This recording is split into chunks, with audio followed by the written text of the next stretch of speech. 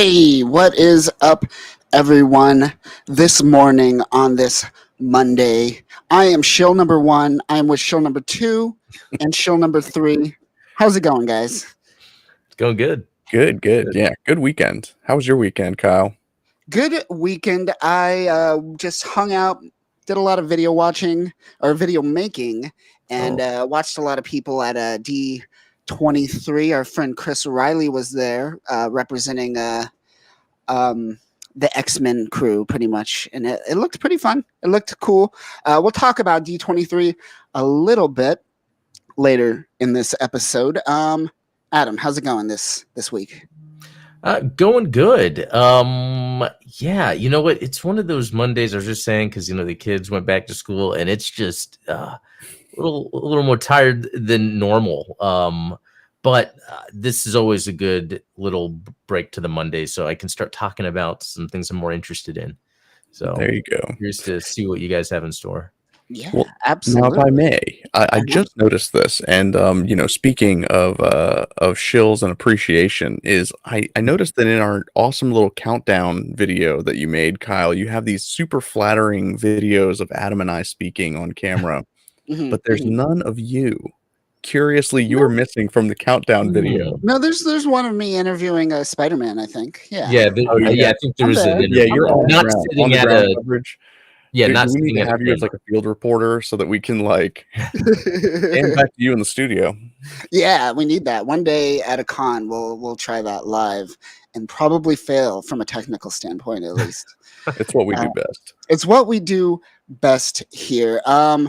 Guys, we have a lot to talk about, and by a lot I mean not too much this week because not too much went down, but we did have D23. We had some more Warner Brothers news. They're just selling it left and right over there. It's great. I call it the Zaslav effect. They're Zaslav and hard over there. Yeah, I don't know what's happening at Warner Brothers. It's insane that everyone's just kind of watching that go down. And it's funny because like nonstop on Twitter, we get the fire David Zaslav hashtag every single day almost. But I think it's only a public perception. They're doing exactly what the board wants them to do, which is like make them a lot of money. And he's doing that by selling off a lot of stuff. So I think we just lose as a society on this one. I don't know. What do you think about Warner Brothers currently? And we'll talk about a little bit about, well, let's just dive into it. You guys watch Cartoon Network growing up? Yeah, every once in a while. Yeah. Oh, yeah, for sure. What was your favorite show on Cartoon Network? That's a tough one. I mean, outside of Toonami, it's got to be like Dexter's Lab and Powerpuff Girls, right? Yeah, it was like that era, right? Dexter's Lab. Yeah, Dexter's Lab. Definitely. Yeah, Powerpuff. Did you also know that they played Evangelion on Cartoon Network for like a week and then stopped? It was interesting. That was an interesting week in like 2005. Yeah, I if Evangelion was going to be on Cartoon Network, that has to be a Toonami Adult Swim type of deal. Like you just put that on at 4 PM for the kids coming home from school. Yeah, that's a tough one, right? At 4 AM, I get Dragon Ball. It makes sense. There's a lot of the shonen manga makes sense for like that afternoon hour block. Evangelion, that's like an 11 PM or later type of thing, right? Yeah. Oh, that's a rough one. I'm trying to think. What would be a good age to tell someone to watch Evangelion? Have you watched it? By the way, should we just point that out? Yeah, it doesn't look like Adam has. Well, I had started watching it, and to be honest, I got bored. So Same here. I actually didn't like Evangelion. Yeah, Evangelion's it's interesting. It's a trip, but ultimately, the story-wise, it's nonsensical. It's one of those things that are cool, and then you go back and you're like, this is dumb. Guys, why do we I should finish it though? Like it seems like knowing it, experiencing it is part of this whole thing. So the 4 movies just came out. Boy, anime. Like I think every 14 to 17-year-old boy should watch Evangelion, right? And then probably base their entire personality off of it. Sure. Yes. Yeah, definitely go check out the they redid it into 4 movies, and he actually made sense, and it actually ends, and it's pretty good. It's not bad. Yeah, I would Okay. recommend those over the show at this point. What's the point? Going back, same director, he knows what he's doing now, 30 years later. Good for him. I wish I had like millions of dollars to just figure things out, you know? Yeah. Yeah, Well, it and he reminds had me of like 30 years George to figure it Lucas. out. Like Yoshiyuki Tomino with Gundam, it's like the next year he had to hammer out the movie trilogy and have it Yeah. ready to go. True. Yeah. You were saying something, Adam? Well, yeah, with George Lucas, by the time like with the special editions, it's just kind of cool to know you have that money and that power, and you can just kind of go and tweak your vision. You know, despite what Yeah. others might say, it's just kind of cool that being in a position like that. Well, and in Lucas's case in particular, it's not even like he went back and revised anything necessarily because they still had that test footage of Harrison Ford stepping on Jabba's tail and all that Right. stuff. Like there was always things that he meant to do, just couldn't do at the time. Yeah, Um, I see it like which that too. unfortunately was the best case scenario for us, the viewers. Yeah. What do you think of that kind of retroactively going back and changing like the story? Do you think that's okay? I mean, anyone could do it if they own it, I suppose, but Yeah, I personally feel that like I don't know, you should work with what you have in the moment and then just make something new, move on type of situation. That's kind of like my philosophy, but I don't know. What do you think? I've kind of learned over some time like we could still have both versions of whatever it is. So Yeah. that Yeah. is kind of neat. And it's funny because when it came to the special editions of Star Wars, I was really only into it because I had only known that old Star Wars, and that was it. So for me, for them to come out with a special edition and I was getting into filmmaking around that time where they're adding more stuff, it's like, wow, this is like an amazing idea. So I could see like the fun George Lucas personally would have doing it, but then I could see from a fan's point of view, depending on how invested they are at that point in their life, they could be like, wait a minute, this changes everything I thought. It's Well, so I think this goes back to a conversation we were having either last week or the week prior about, the way that Marvel will go in and, they'll CGI touch up things that don't necessarily need CGI, like, CGIing Nick Fury's gun because they didn't know what kind of gun he was going to have in Spider-Man. Like that kind of stuff is just silly. And I think that that idea was born out of the Star Wars special editions because when you go back and look at like, okay, we have this scene from Empire Strikes Back of Princess Leia and Chewbacca running around the corner inside of Cloud City. We don't want that to be in a closed hallway, so we're gonna just like Photoshop out the background and like we're gonna try and create some fake reflections on the ground to make it look like there's lighting coming on from outside and all this stuff. And to their credit, they did a decent job, but, like, if you look at some of that stuff from the special edition, you can see where it's like, this is not something that they needed to spend hours and hours retouching just because they didn't like the way that it looked at the time. I think that the original holds up because the original was authentic. When you start kind of faking those types of things, or like in Deadpool, where you've got like let's CGI on some sleeves for for poor Hugh Jackman, like it just gets silly at that point. yeah. But it's interesting because and again in George Lucas's case, it was he got to play around and do whatever he wanted to when usually a studio might not allow that. The closest example would be with Zack Snyder in the Justice League, which Mm. like, yeah, I feel like that was warranted. Like it's so crazy sometimes when a movie comes out and it's so different than what it was supposed to be because something happened and then they reshot things. It reminds me of like The Exorcist. There was a recent Exorcist movie that did that where it was like they had shot one, but then someone came in, a different director. And so they basically had two Exorcist movies and I forget when this came out, like early 2000s or something. But Is that when they had like taken out the subliminal like flashing in The Exorcist? Yeah, I don't know. I don't remember. Hmm. But yeah, it's just yeah, and this had that I think Stellan Skarsgård, the actor, and so he's in two of them. The stories are different, but they were just in different directors, but it was like the same movie that was filmed. Hmm. It's very interesting. And I think that's a testament to the power of social media too, because would Zack Snyder have gotten a second crack at Justice League if not for the big social media campaign Right. around it? Yeah, I don't think so. Um, you know, I can't think of an example, from like the 80s or 90s before social media really took off where you would have like this type of groundswell demand for, a remastered or re-edited film. And that's the thing, like in my personal view, I feel like that should happen more. Like even with the oh, I forget the name of the director, the Suicide Squad. Like David it's yeah, okay, David Ayer. It sounds like behind the scenes, there's enough there that he could have his own version.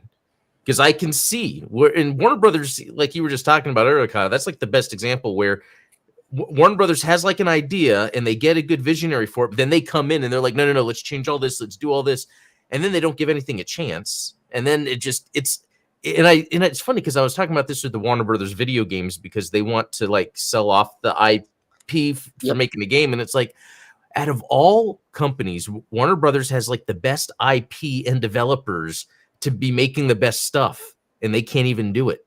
And it's like that with the movies. It's like you have a great vision for these movies, and you don't let it just work itself out. It's very interesting. Yeah, I wonder what's going to happen to Mortal Kombat moving forward. They were really putting too much into that. They should have.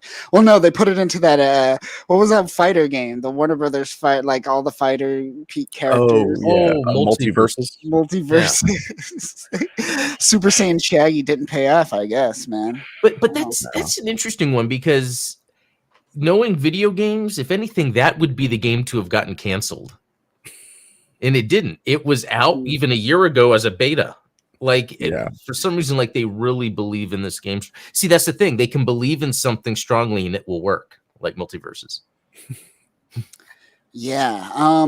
That's interesting. And we talked about just like so many hands in the pot. Look at Borderlands that just came out this week. Oh, yeah. Only made $8 million, something $8.8 million.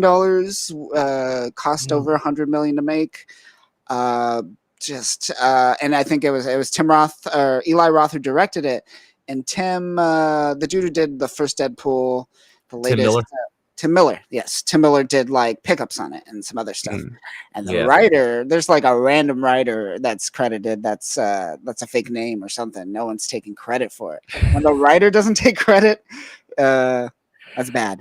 That's a bad sign. Are you guys big fans of Borderlands, the video game? The first one I played a lot and I enjoyed it. And even the second one I played through it, but I think it was through the second one where I was realizing, okay, I kind of got it. And then when I played the third, by the time the third one, and maybe it was a expansion, I was like, okay. And I do have this kind of personal anger towards Gearbox because of what they did with Aliens Colonial Marines, where they purposely used funds from Sega that were supposed to go to that game to fund Borderlands 3. And they got in trouble for it, but we don't then get the good game to come out of it. And I love the Aliens franchise, so Yeah. Well, there's a new Aliens movie coming out this weekend. yeah. Next weekend. Yeah. So yeah, that should be good. that's great. And I believe there is a Jonathan Hickman made Aliens versus Avengers coming out. Oh, Interesting. that's crazy. Yeah. And I'll look it up. Would and that be bring a it- straight up Marvel, or is that going to be a crossover with like IDW? It's Marvel. Remember, Marvel bought Fox, so they stripped the rights away from all of that, and now they own it. Oof. Now it's all going to be Marvel comics. So now I'm curious, Kyle, what do you think? Like, do you think that Borderlands is a franchise that deserved a movie? Considering like all of the video game franchises out there that have had movies that have failed, and then the ones that have had movies that were successful, like where does Borderlands fit in the, if you were to make like a top 10 of like, these are the movies that, or these are the video game franchises that deserve movies? Oh man, franchises that deserve movies. I That's think a rough I one. would think it's high up there because it is kind of its own Yeah. unique thing in terms of IP and genre. People seem to love it. Like I get a lot of positive reception. People, when the song plays, people seem to know the song and they sing along with it. So Yeah. people seem to like it overall. So on just think paper, it's this looked like a great movie. I don't Honestly, know. Yeah. I kind of feel like it was the maybe the right franchise at the wrong time. Maybe if it had happened like A few 6 to years 10 earlier. years ago, Yeah. I think it would have been a lot more successful. But like right? right now, first, I mean, we're still waiting on like a Metal Gear Solid movie. We're waiting on a Legend of Zelda movie. Like these other video game BioShock is another one that we're still waiting on. It's like there are so many other what I would say broader appealing video game franchises that have not gotten a cinematic treatment Yes. yet. Like why Yeah. Borderlands? I agree. And you know what? I think I know what it is, because Borderlands is very much a product of its time in terms of its style, its writing, even the gameplay. Oh yeah. And I think just what it is it's easy for an executive to look back a few years and be like, okay, what's something that already has everything that we could just make into, and I think Borderlands is that it looks like it's what you need, like a trailer, but really there's no substance behind it. And I think just like the games have kind of dropped off, Yeah. that type of writing has kind of dropped off. So I do think, just the wrong timing. I think it just sells well. Yeah, I think you hit it. Like I said, it works well on paper. Like it seems to be a great idea. And then the execution just seems to be the wrong part, where you hired no one under 40. That's weird. Oh. I don't understand the casting choices. That blew my mind, honestly. And I get it was essentially cast during COVID. That's when they started producing it. So a lot of people They just didn't probably age wanted to 20 grab it. years in 2 years. Some people did. I don't know. Having Roland be played by what's his name? The comedian. Can't think of his Kevin name. Hart. Always, yeah, Kevin Hart. Thank you. Yeah. Yeah, that's a weird choice. Just a lot of weird choices overall. In terms of the game, I wasn't really a big fan, but I eventually played it, the first one, and then I played the second one kind of in a weird situation, and I just got over it real quick. Like you, it's like you get the point pretty quick of the game. But I don't know. I think not making it PG-13 or not making it rated R was a big problem. Yeah. That's true. A lot of that tone is more that themed anyway. So yeah, when you're stripping it for PG-13, you are taking away some of that grittiness. And I wonder if it would have worked better in animation so that they could capture the visual style too. Like part of the appeal and the charm of Borderlands was the cell shading and like the cartoony characters of it. When you take that and put it in live action, I mean, they could have gotten the same team that did Arcane on Netflix to. That would have been cool. That is interesting, because what is the point of this is, well, one, the movie could just do well. They're using the Jumanji director, and that movie surprisingly did very well with kind of the same formula. You get people on a quest essentially somewhere, and you got Kevin Hart there. But at the same time, a lot of times these shows are there to help sell the games more. So that, and I know Gearbox is teasing another Borderlands, so this could be like that last ditch effort of IP revitalization, maybe for Borderlands. Because I almost feel like, it's done. But it's done. $8 million after spending $200 million plus. Yeah, it's done. Yeah. So I found this. So they're still they have the 20th Century Studio label at the top. Interesting. But Marvel Comics still. But yeah, Jonathan Hickman, Alien versus Avengers. In the Wayland Yutani logo for Aliens versus Avengers, like they did that. It's pretty sweet.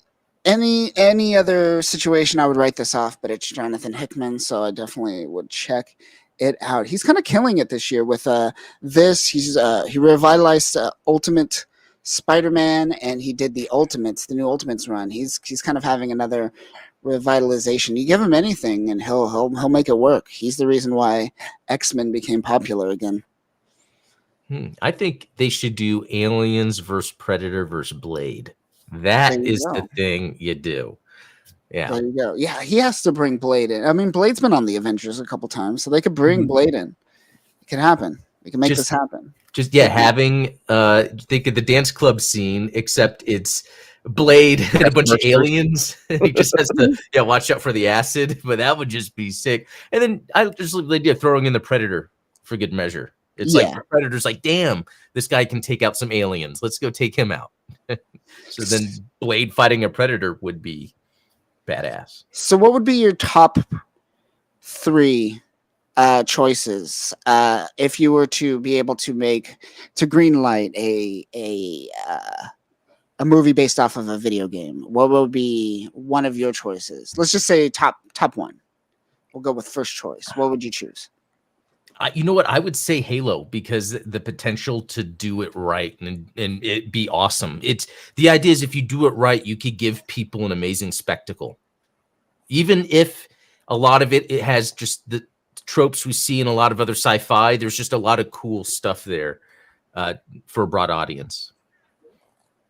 Seems like an obvious one, but I think it's a good one. I think so.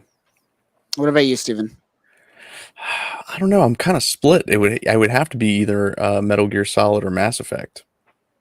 I think that both of them have unique visual styles that could be easily adapted for screen because they are kind of grounded in a more realistic sci-fi. I mean, Mass Effect almost has more of a Star Trek type vibe. Like I could imagine a Mass Effect that kind of looked similar to like the Star Trek reboot from a few years ago. You're saying J.J. Abrams would do this?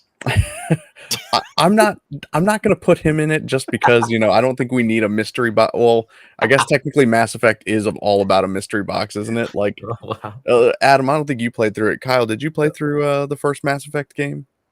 Oh, yeah.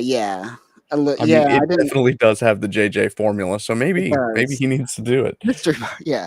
I wasn't a fan of that series. Break my heart. Well, what about you? What would be your number one? If I had to choose, it would not make any money, but I would definitely do Chrono Trigger, have Toei Animation do a Toriyama style animation. It'd be all animated Chrono Trigger film. Absolutely. I think that would do good. Yeah. I think so. I think, and just everyone seems to love that game still, at least from like a certain generation. A lot of millennials seem to like it. A lot of older people like it. It was a solid RPG, still one of my favorite RPGs. Definitely. I think it has made like a couple of the like greatest RPG of all time top 10 lists. Yeah. What it would be a great game, I think, IP wise, you could do whatever you want with it too, which is great. Shadow of the Colossus. Oh yeah. Yeah, because that's just a neat sort of concept in the first place, right? Exactly. If you were to play on that in the marketing and the mystery in the trailer, you can really get people that will be like, okay, what's each one gonna be, like each beast or whatever you climb. Yeah, that could work. I think so. Yeah. I mean, there's a lot of IPs that are worthy, right? You said Zelda, which I think isn't Avi Arad like starting to work with the Nintendo people, which no. I don't know how that's gonna go, honestly. I mean, there's so many different it's not the same as like they got excited because of Mario, right? Like they didn't know how well Super Mario was gonna do, and everyone loved it. I thought it was a fun movie. Yeah, I think it definitely kicks off sort of the Nintendo animated universe for, I hope that they don't kind of go that direction where they Marvelize it, but it's interesting that that's a nice jumping on point. But Legend of Zelda is very different from Mario. There's so many different interpretations. There's so many different stories you could pull from. And to be honest with you, it's like, even from a development standpoint, The Legend of Zelda on NES was designed to be the anti-Mario. So everything that makes Mario appealing, The Legend of Zelda is the opposite. Miyamoto said as much. So it's like, how do you create a film off of something that is the antithesis of what was successful for you. What, Did I articulate that well enough? yeah, because then I'm wondering, so what are then some movies that have a tone that this would work for? My immediate in my mind, it's like almost 80s movies that have kids in it, because there's that kind of adventurous yet dark sort of, like Gremlins comes to mind for Zelda. Just think of, if it's not fully complete of Gremlins, it would be those goblins, hobgoblins, or whatever you call them. Bokoblins. Yeah, it would be that sort of tone, especially with Link playing like a kid type. I mean, I would go think more Goonies than Gremlins. Yeah, Goonies. Or did you guys ever watch Willow? Yeah, that's another good example. Yeah, the 80s style. Yeah. Yeah, 80s fantasy. Krull was another good one, but that doesn't have like the kids in it. Yeah. Because even modern stuff with kids, the closest thing is Stranger Things, but even then I feel like that's more leaning older than younger. Yeah, Stranger Things definitely targets a nostalgia market, right? Like it's not supposed to be appealing to kids. It's supposed to be appealing to adults who remember being that kid. Yeah. I think you got to take it like The Rocketeer. You got to take it hyper schmaltzy and be very genuine about it. Just like, look at this grand event. Like, we're taking it seriously. We're not winking at it. Nothing. Take it completely seriously. Be a little schmaltzy. Aim it towards children. So the opposite of Deadpool. Yeah. There you go. Have done that recently. Where you're saying, Kyle, like something that knows what it is and it's taking it seriously. I don't think that happens too much anymore. No, I think it's because of our generation. We're not allowed to like anything authentically. It all has to be ironic. Like, True. I only say bussin' because that's what the kids say, and that's not cool. Like, yeah, I think there's room for these movies more, where they kind of take from what they're inspired by and do it seriously. Yeah, I can't think of too many movies. The first Captain America film, which is directed by the dude who did The Rocketeer. That's a good example of that, yeah. So it's like the same guy. So it's like one guy's doing it. I would even say Dune does it. It knows what it's doing, and it takes it seriously where it never feels like it's there. Like, in Star Wars, they'll undercut with the comedy in the wrong part, the new Star Wars. So Dune is an example of taking a tone and going full on with it. Like, I could even see a Zelda movie with the tone of Dune. Hopefully it wouldn't put me to sleep though. No, it would have to just be an hour and a half. See, the thing that stands out most about like something like a Rocketeer is like, certainly Dune has that tone, right? And it treats the source material so genuine. But what you want is something like you get in the 90s, like the flutes, the wind instruments, the da-na-na-na-na-na-na, something like that, where it's like, it's kind of on the fence of like cheesy, but it's like still, it's bringing you in, kind of thing. Whereas Jurassic Park did good with that. Oh, I think because it had a very adventurous sound to it, the soundtrack, even though you were put in these situations where people could be killed. Yeah, it didn't. The sound design for Jurassic Park was definitely not a horror movie. Right. Yeah. True. It was triumphant and hopeful, which is kind of the same tone you want for like a Zelda movie. Yeah, and that's kind of it's called the Spielberg schmaltz, usually people call it, because it does have that like always there's some hopefulness behind it always, regardless. Yeah. I feel like Zelda would have that.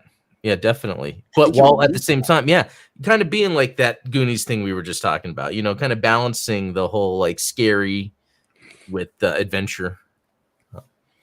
You know what? I would love if it's Sam Raimi that makes it. I think Sam Raimi knows how to play with tone. Knows that when something has a tone to it, he knows how to play it well. Well, yeah, he you did. Just want to see Bruce Campbell as Ganondorf. Well, there you go. There's a great example. Like, I didn't even think of that. Bruce Campbell, like, thinks Spider-Man. There's like a cheese to it, but he also took it pretty seriously for the most part. He didn't wink, except for maybe in the third one with the finger snaps. Oh yeah. Yeah, that's a great example. Yeah, taking something, and even if it's cheesy, even if it's like the craziest makeup on some of these people, like in Evil Dead, they're taking it as serious as possible for the most part. Yeah. Bruce Campbell's laughing a couple times. But yeah, that's they're building to that too, because they had that like reference to Smash Brothers in Mario, so they are building to that's what they clearly want to do. So it's going to happen. Yeah.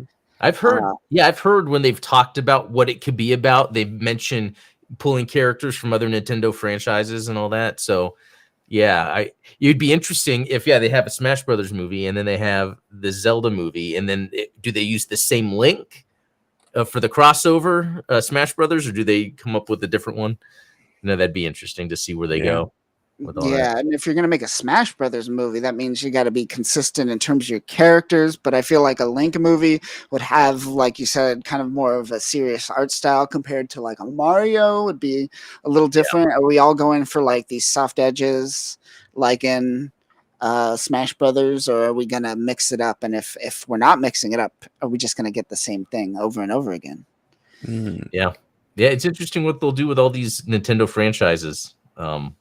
Now, I think Star Fox, of all of the Nintendo franchises, would make a fantastic animated movie. Yes. Like, do it up in the same, like, Zootopia style.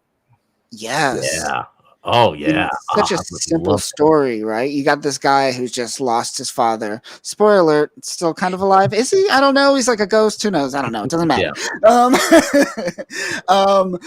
Yeah. He's like, he died by this guy, Andros, and he's fighting for this force against this other evil force. Pretty simple. Make it very Top Gun-esque. You can't mess it up. On one hand, I was thinking the puppets, because that's how they were kind of introduced. But the Zootopia CGI would be really good as well. Plus, it would be very modernized. And I think that would, because you can have a play on like just the characters themselves talking like that. There's a lot of work you could do with that, and then have space battles. So there's ways you could segment out how they would do a series like that I think would work really well. I would. But again, it's kind of like the Chrono Trigger movie, where it's like, is there a broad enough audience that would make a Star Fox movie or series successful? No. Or is it too? Yeah, it's too niche. No. They can't make a Star Fox game. They're not going to make a Star Fox. Yeah, that's the thing. If they can't make a game successful, they haven't made a successful Star Fox since '64. Yeah, I don't think so. I would love it personally, but no. Yeah. I feel like that's an example of an IP that they could do well with if they just did stuff with it. Yes, I agree. I'm still waiting myself for the revival. That's how you get me. I haven't bought a Nintendo product in a while. You make a good Star Fox game, I'll buy one. I'll be there. Nintendo, you listening? You're not. Okay. No, just announce that you're going to make your own, and then they'll. Then they'll listen. Yeah, I'm making Star Wolf. Switch Fox. Oh no, that's already a thing. Damn it, it's already IP'd. That's funny. But we never finished what we were talking about initially with, hey, David Zaslav, what are you doing here? David Zaslav sold off Cartoon Network, and that happened a couple weeks ago, but a lot of people were mad about the website going down, and it's just redirecting you to Max, to sign up for Max and stream on Max. But Cartoon Network was kind of more than just the streaming service. It was like games, and there was like forums and message boards and stuff like that, and gone, just all gone. And I never did the Cartoon Network one, but I do remember going back in the day to the Nickelodeon one, so I assume it's very similar in many ways. And I would be mad if I was a kid and I invested a lot of time in that. That's it's unfortunate that we're like, and it goes back to this kind of consolidation of media where there are these places, these niche places for people. In this case, we're talking children, where they could go explore, do things. And now they're just pushed into this silo of Max, where they could just watch whatever in this basic UI. Going back to UI, how we were talking before the podcast, how even UI is consolidated. There's no fun, exciting things. Just everything is black or white, right? Yeah, flat, minimalist graphics across the web.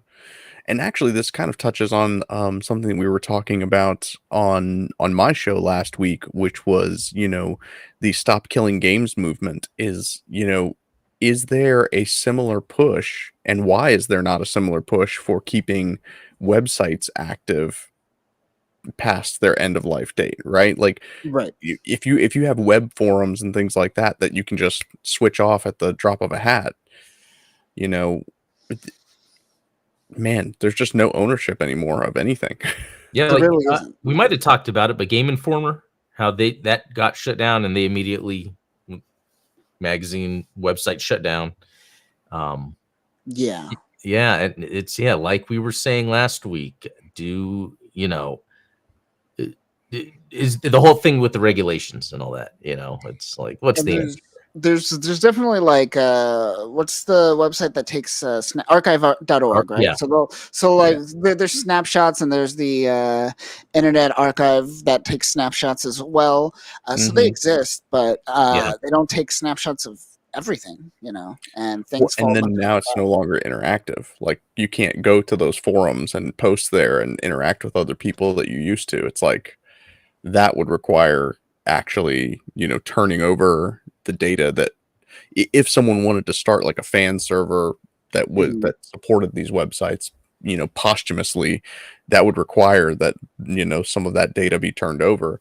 And then you get into all kinds of legal loopholes, because it's like, obviously a big company like Warner Brothers, they have their team of lawyers when it comes to managing people's user data. But then, like, if Joe Schmo is like, hey, I just want to create this forum where, all the people that used to hang out on the Cartoon Network forums can hang out here instead. And it's like, well, but who's this guy, and why should we give him access to all of this user data? Yeah. Probably not a good thing. Yeah, that's a lot of it there. Probably user data. Didn't really think about that. Yeah, it's That stuff. especially when dealing with kids with the whole Mhm. kappa. That's a whole thing. It's a nightmare. It's a nightmare, and it's unfortunate.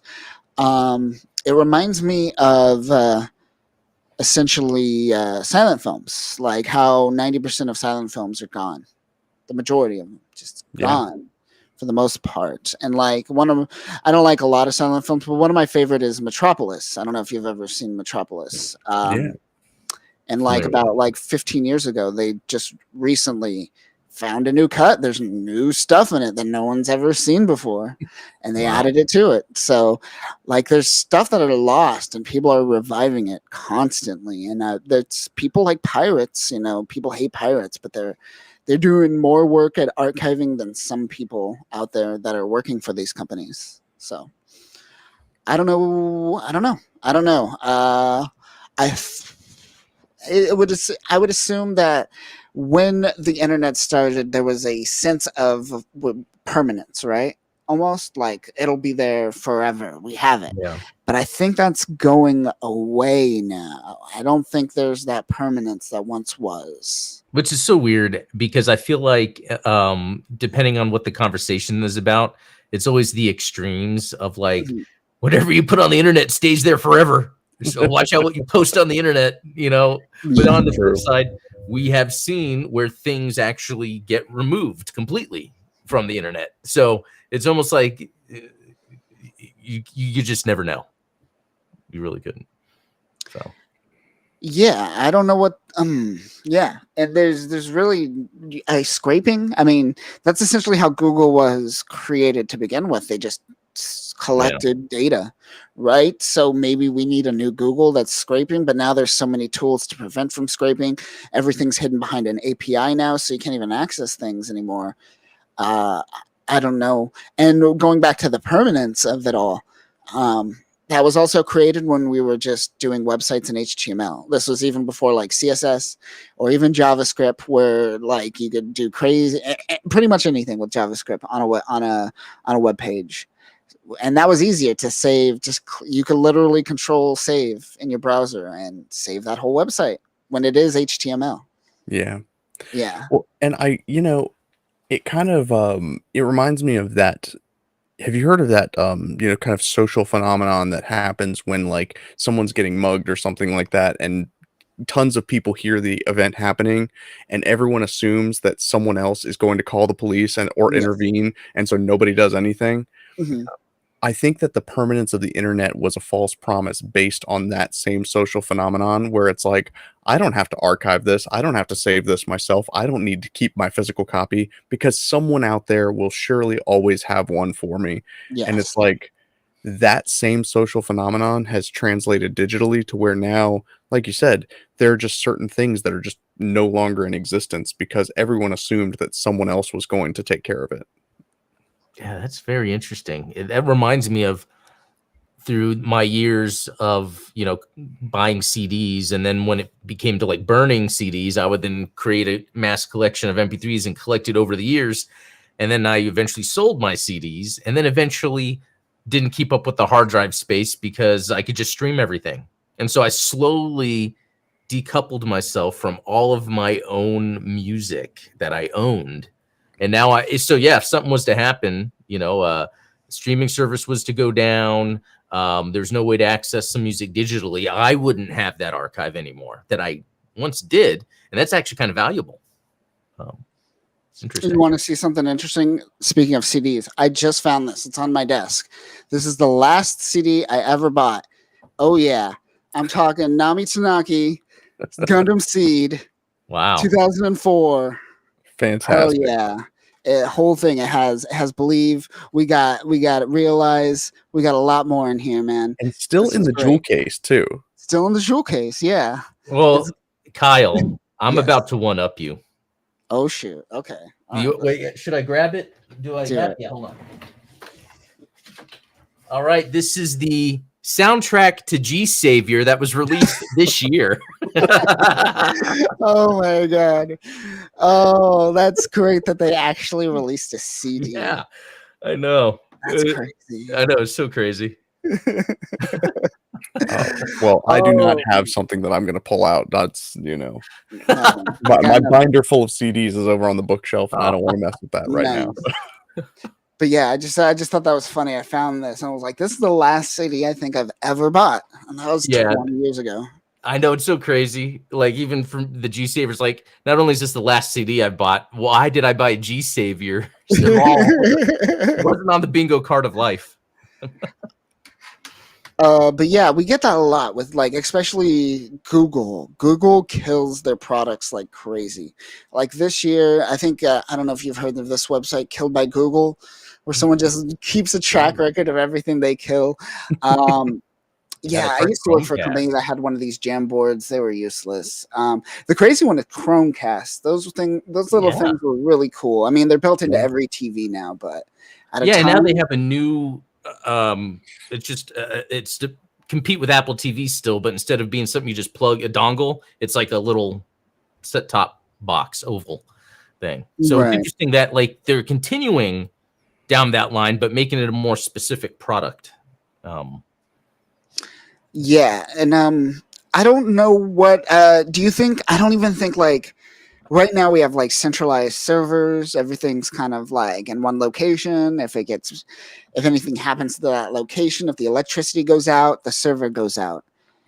Would a decentralized solution fix this? Because I still think it would. I don't think it would. I think people would still. Here's my problem with the decentralized solution and like peer-to-peer solutions, because I was just thinking about this. I was like, oh man, if only there was like a way that we could have like a peer-to-peer network where it's like, hey, I want to watch Alien versus Predator. I know it's on Adam's server, so I'm just going to like stream it to my TV. But do you guys remember back in the day when you had like MyTunes?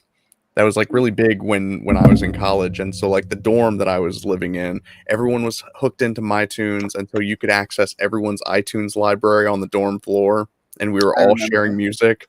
Yeah. And everyone's naming conventions for their tracks was all screwed up. I would have albums that were like, oh yeah, this is Coheed and Cambria from the album called Coheed and Cambria, and I'm like, no, it's not. It was Good Apollo. I'm Burning Star 4. Like, this is like everything was all misnamed. The tracks had numbers in them instead of just being the track names. can you imagine trying to like it's the same thing as like going to BitTorrent and you're like, okay, I guess I'm gonna watch 720p dot FLAC Gundam Wing Ep 19 like. That's a good point. We're almost paying to have a Yeah. service that streamlines that experience. Yeah. Pretty much, yeah. Now, could we perhaps develop an LLM, like a a GPT that would go through and comb through that data and sort it and provide accurate title names and episode numbers and sort through that stuff for us? That Maybe. stuff does exist, actually. I want to say, what was the software I was using recently for just that? Because it was something where for my MB server to see the title names of the Gundam shows, I had to have it remove the number or something, and then I was able to have it go in, but probably not to specific detail that, yeah, ChatGPT could. So maybe that is the solution to a decentralized option. Yeah, that's interesting. Yeah, it's interesting. The more that I'm seeing functionality of AI that makes sense. Yeah. Like that I'm using it too. Yeah. Yeah. It's interesting. You think because the internet is just a bunch of networks, right? I have a network, you have a network, and then we connect to other servers that then connect to our networks.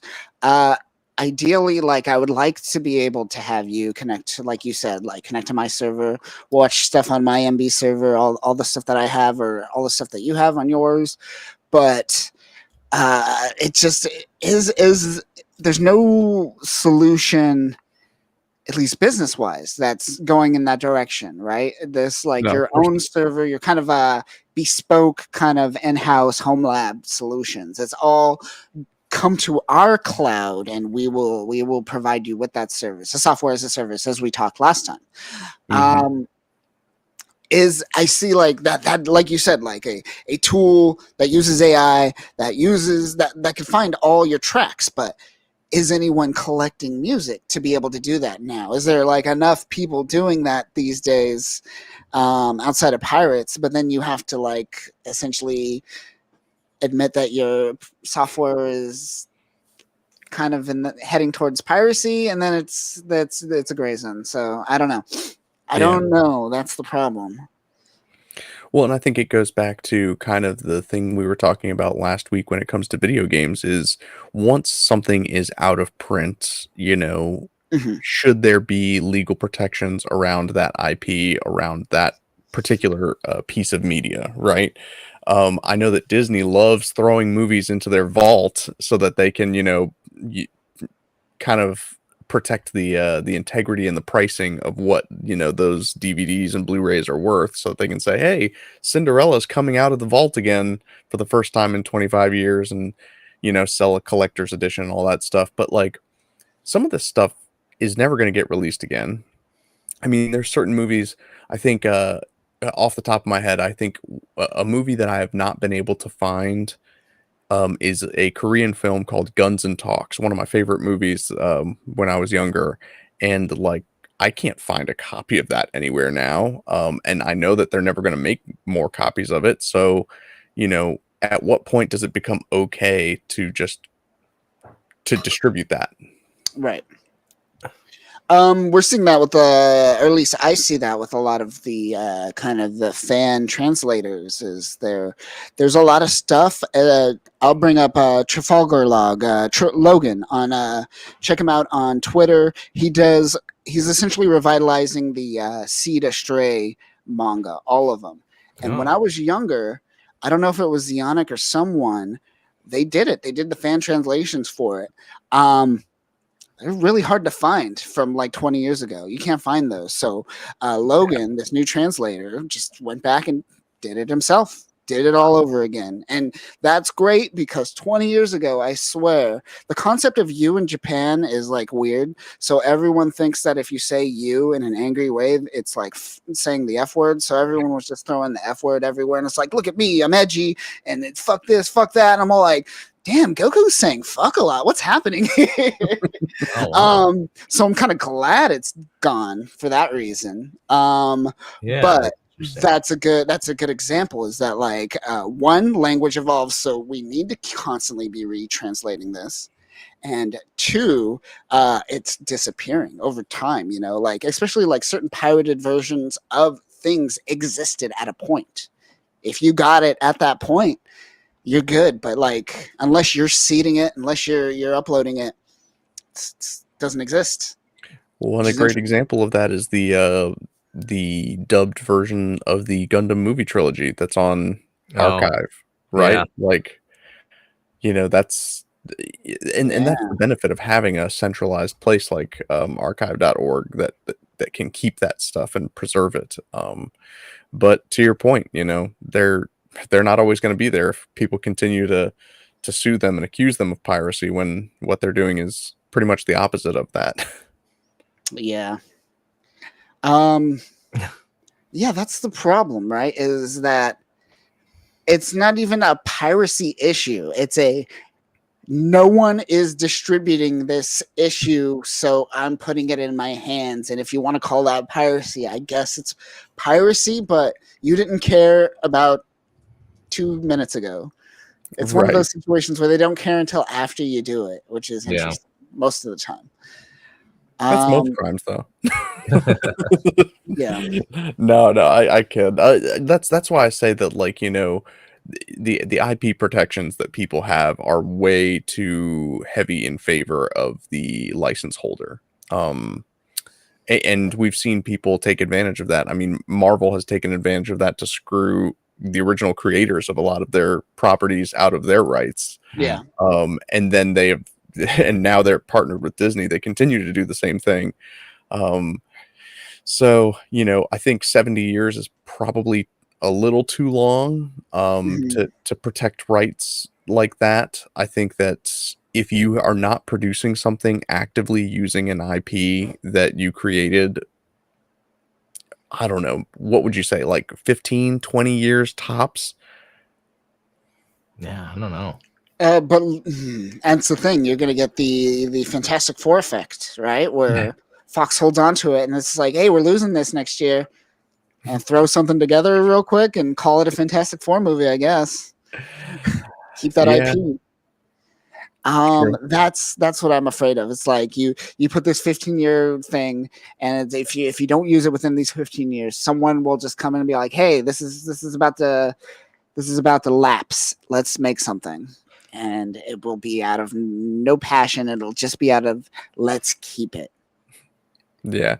Well, I mean, isn't that the same thing as like domain squatting? I know it's kind of Yeah. a tangent, but like, there's this huge thing against like domain squatters now, right? Like, oh, you're going to speculate and buy all these domain names, hoping that they'll take off and accrue value over time. And it's like, I mean, that's the same thing that you'd be doing with IP. It's just instead of paying the $10 or $20 every year to renew your domain name, you're paying, $500,000, or three-quarters of a million for a cheap movie that you have to put out every so often. Yeah. Yeah, I don't know. I don't know the solution to the problem outside of just these people that are just putting it out there. That's translating it. That's willing to host it. That's dangerous in itself because you're being liable at that point. Yeah. So yeah, I don't know. I don't know what a solution is, but I know that piracy isn't the problem at this point. The problem is distribution, and there needs to be more explicit forms of distribution. As isn't that a Gabe Newell's thing? Piracy isn't the issue; it's the what is I forgot that I'm butchering the quote, but it's like piracy isn't the problem; it's your essentially how you provide your product, more or less. Yeah, the distribution Yeah. method.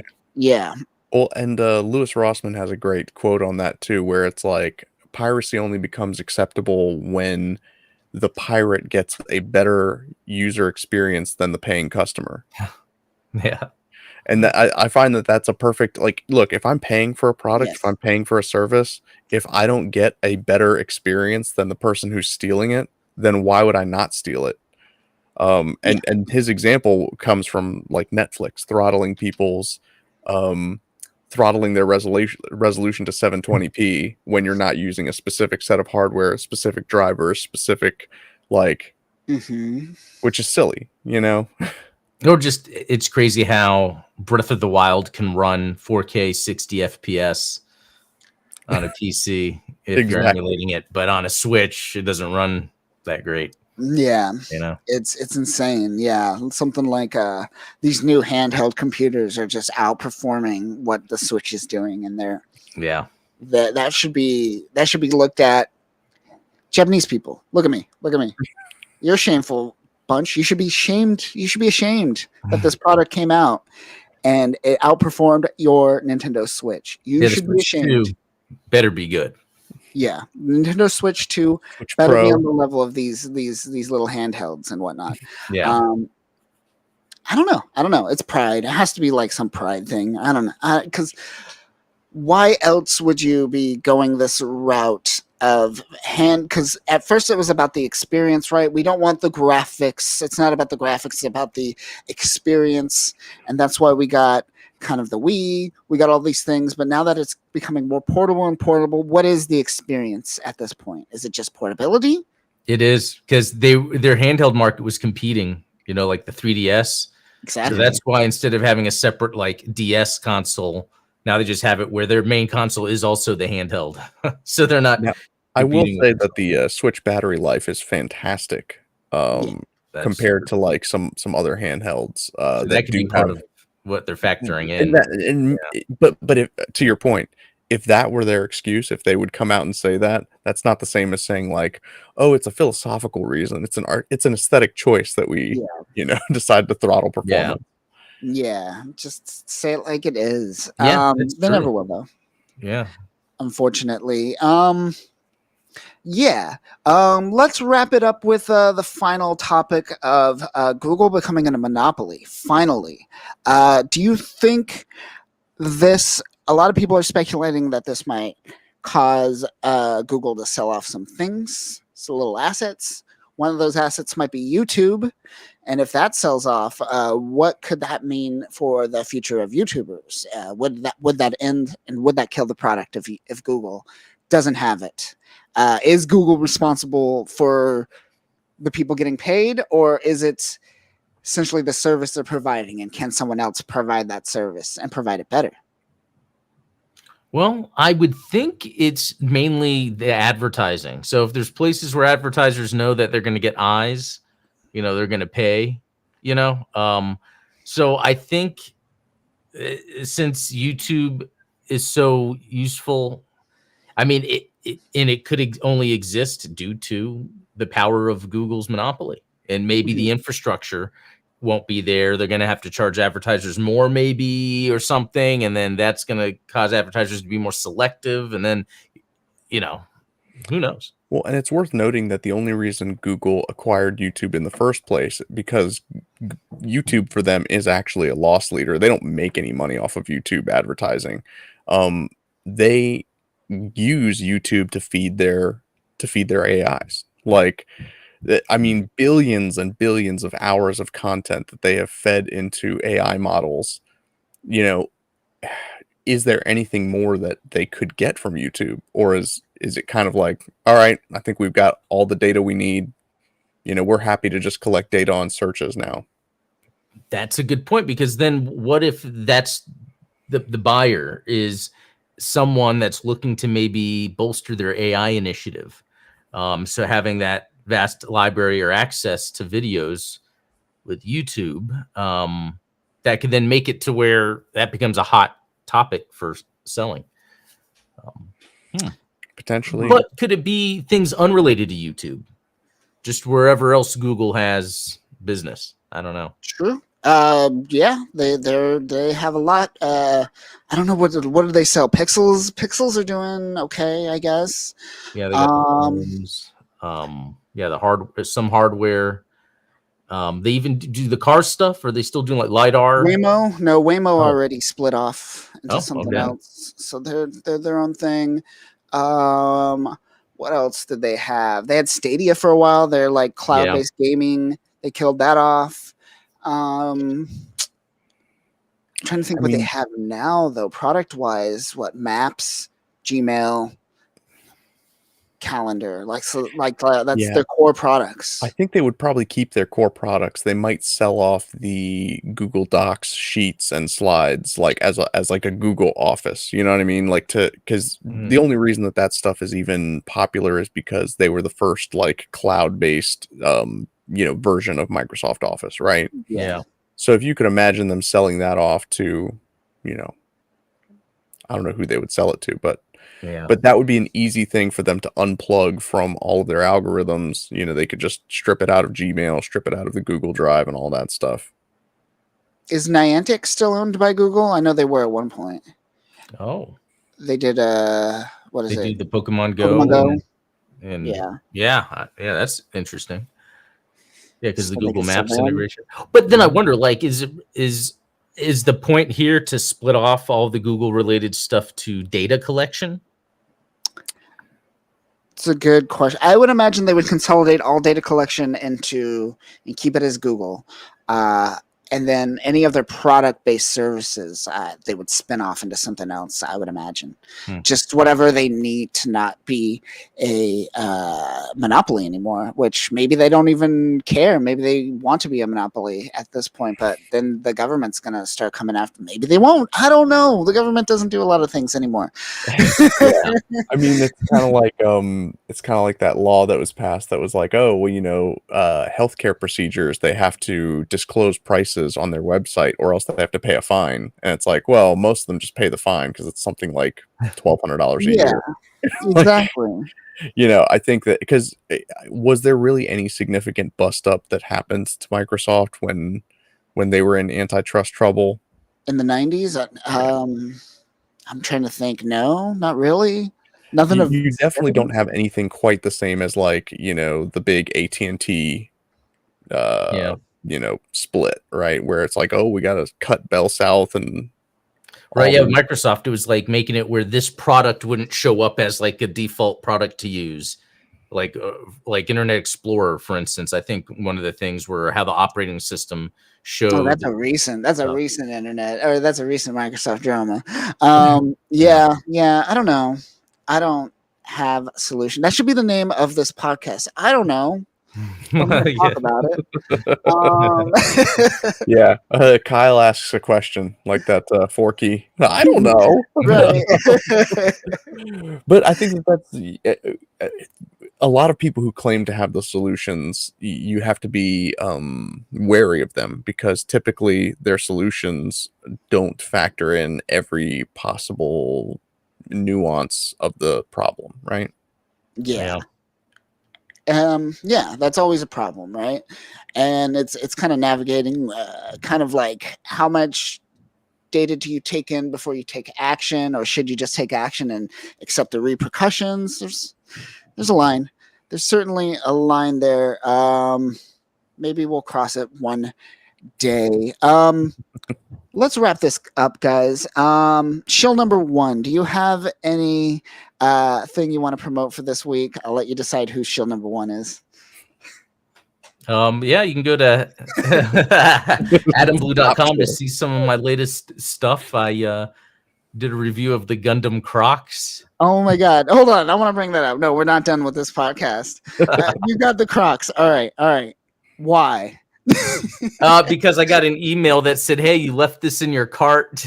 We'll give you 25% off. Okay. Oh, so man. Someone's abandoned cart email metrics are looking good this month. Yeah, and then it happened again with those gibbets, because then I put them in my cart and I'm like, I'm not gonna pay, and I got another 25%, which from what I heard, it varies 10, 15, 20, but 25%. That's the game, you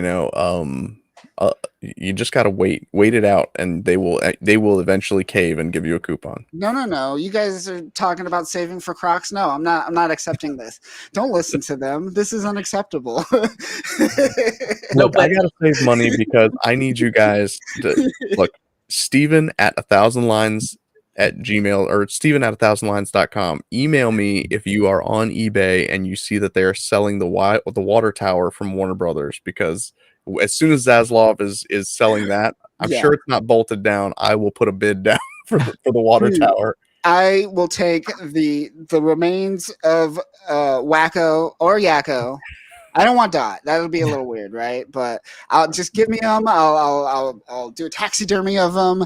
Whenever Zaslav takes him out of there, I'm pretty sure it smells in that water tower, man. It's been like since the '90s. Man, those guys have been up there for a while. Shill number 2. What are you working? Find me on YouTube, Midnight Hatter. Right on. My name is Kyle. Go follow us at FSG Media Group. Go visit freespeechgeek.com to check out some of the stuff we are talking about at conventions.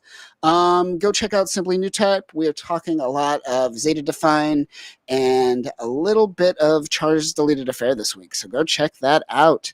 But that'll do it for us this week. Catch you guys next week. Peace. Yeah.